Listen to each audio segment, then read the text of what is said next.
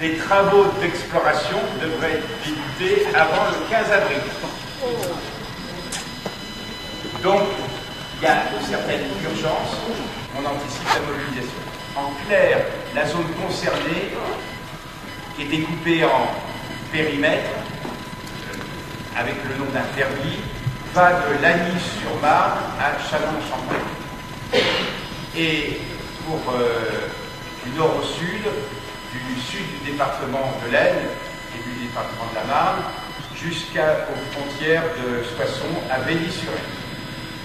Voilà quels sont les secteurs qui, dans notre périmètre le plus immédiat, sont ou seront concernés par ces recherches de gaz et de pétrole de schiste, et donc après recherche, bien sûr, d'exploitation.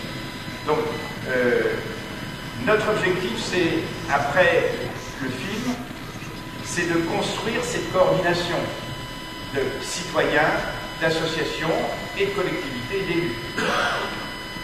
Nous avons reçu le renfort d'un certain nombre de grandes associations nationales, je dis grandes parce qu'elles ont une couverture nationale, voire internationale, les Amis de la Terre, l'association France Liberté, présidée par Daniel Mitterrand, et puis Greenpeace, dont un représentant a accepté de venir à cette soirée, et qui, bien sûr, est non seulement solidaire, mais en tout cas veut nous permettre de profiter, à nous les citoyens, de ce combat, parce que je pense que ça va en être un, pour introduire d'autres discussions sur la place de l'énergie, quelle société, quelle énergie, sur des questions comme ça, parce que vous allez voir qu'on est directement touché dans des modes de vie qui nous renvoient à des réflexions, bien sûr.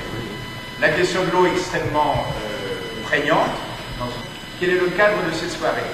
Lorsque Jacques Frangulet et Patrick Thierry auront pris les manettes après le film, moi je me contenterai de donner la parole pour ceux qui voudront la prendre,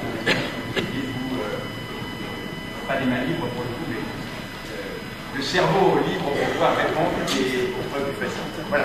Encore une fois, c'est un débat dans lequel tout le monde peut, et j'allais dire, doit prendre la parole s'il en a envie, bien sûr. I'm not a pessimist.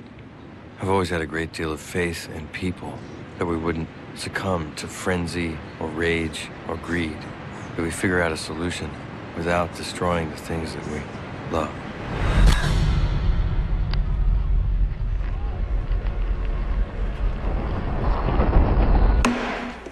The Subcommittee on Energy and Minerals will now come to order.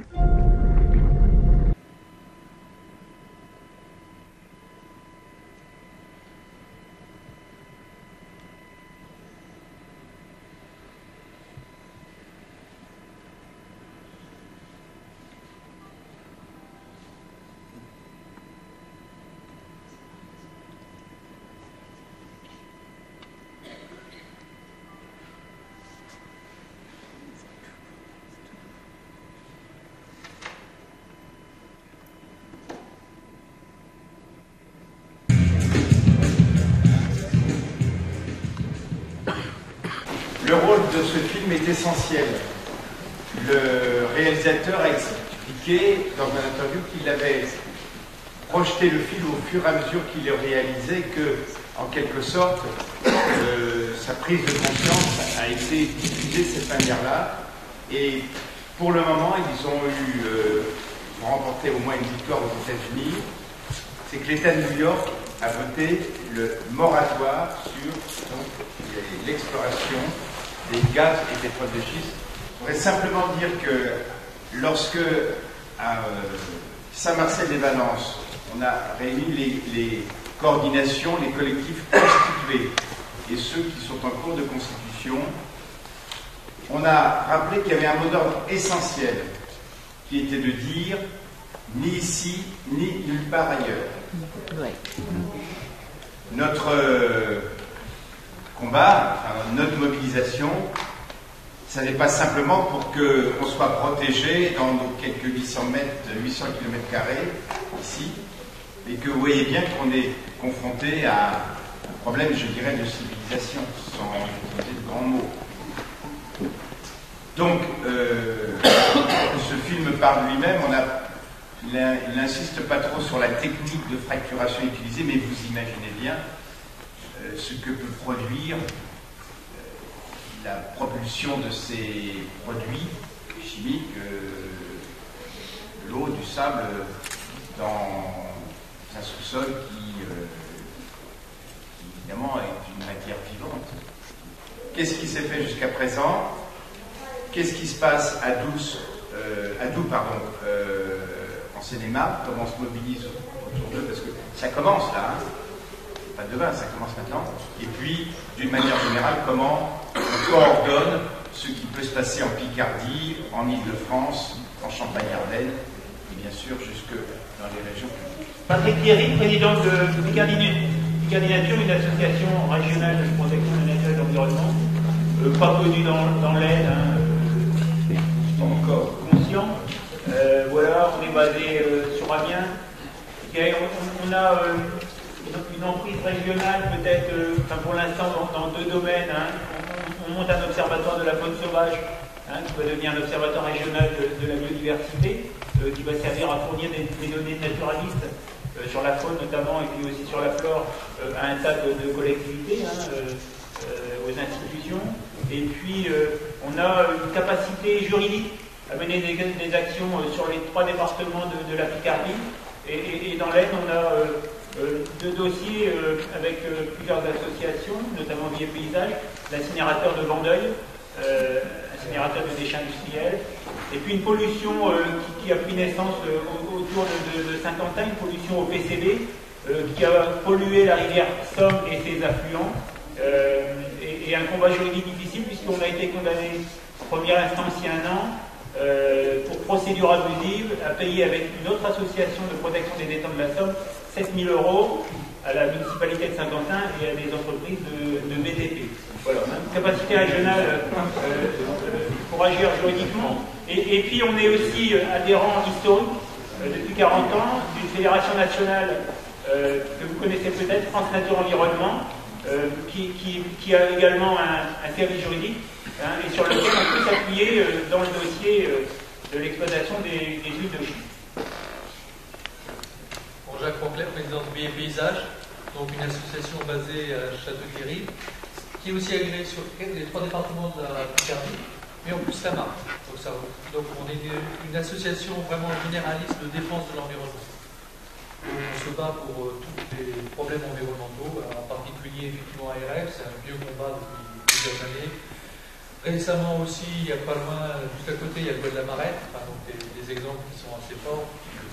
Grisol aussi, on a soutenu Grisol, puis d'autres combats aussi pour la protection de la nature, Chartel par exemple, où c'est un combat aussi pour créer, pour qu'il y ait vraiment une réserve régionale sur le côté de Chartel.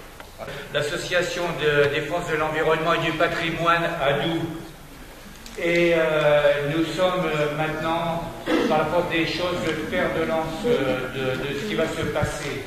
Il y a la charte de l'environnement, c'est-à-dire c'est une charte qui a été, c'est M. Chirac qui l'a fait mettre à la Constitution française. C'est la loi constitutionnelle du 1er mars 2005.